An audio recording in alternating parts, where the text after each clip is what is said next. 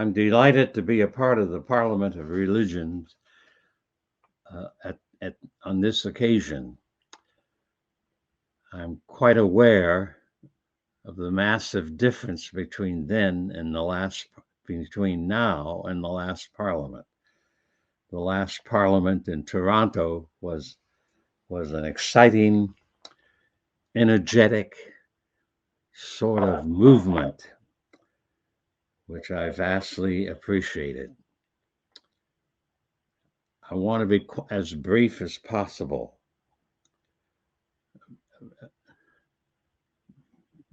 But I'm pleased with this opportunity to be a part of you, even though a great distance exists between where you are and where I am, and none of the human accords that are available when we're in each other's presence in such a gathering are available.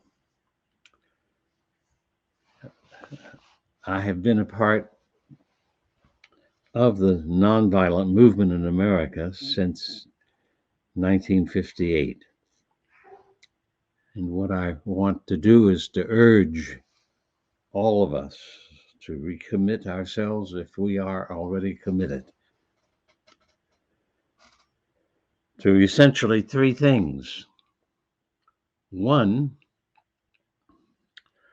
we, the religions of the world, must conscientiously and deliberately and creatively decide that we have to help the human race develop a human race-wide ethos about our existence on this planet Earth. We must move in whatever way we can to give people all over the world a deliberate sense of their humanity and a deliberate sense that as human beings, members of the human race, we can do all things to bring our lives into greater harmony with truth. We can bring the power brokers of the earth to their knees so that they stop following their narrow-minded agendas, their pea-brain agendas, and begin to adopt agendas that will bless and influence the entirety of human race, all languages, all peoples, all cultures. All our cultures must be transformed away from the where they are now,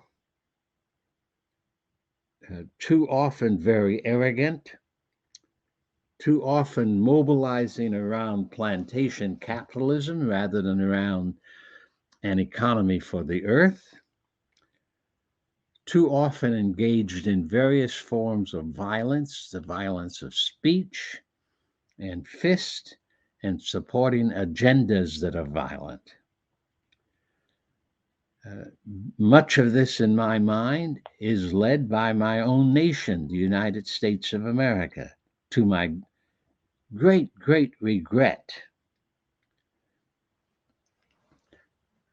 I received a prison sentence from my government of 3 years in jail because I said the Selective Service Act of 1945, 47, 48 was an act of tyranny and not an act for justice or truth. We, the peoples of the religions of the earth, must move to change the agenda of the few into the agenda of the many.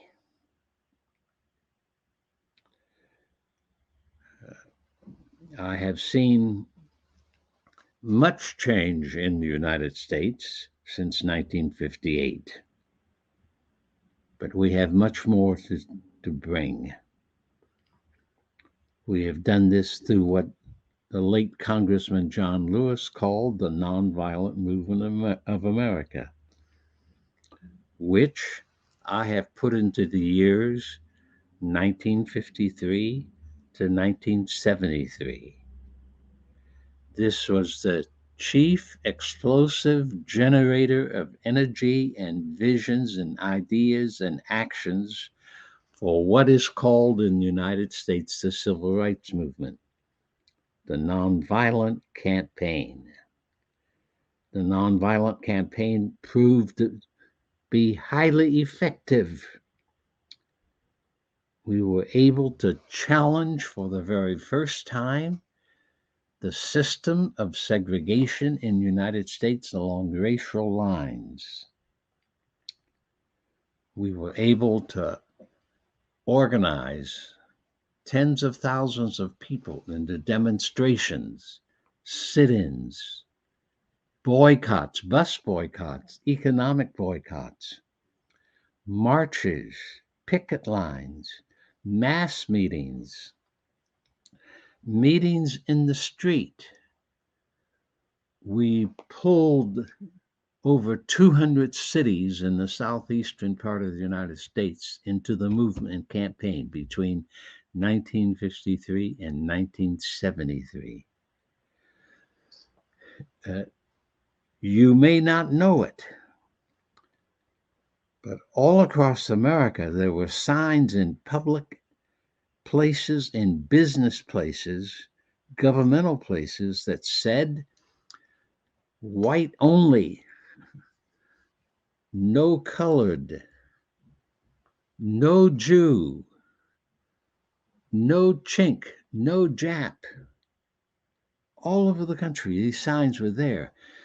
By virtue of the racism, but also the thesis on the part of some people from Europe that they were much better than all other human species who lived in this continent.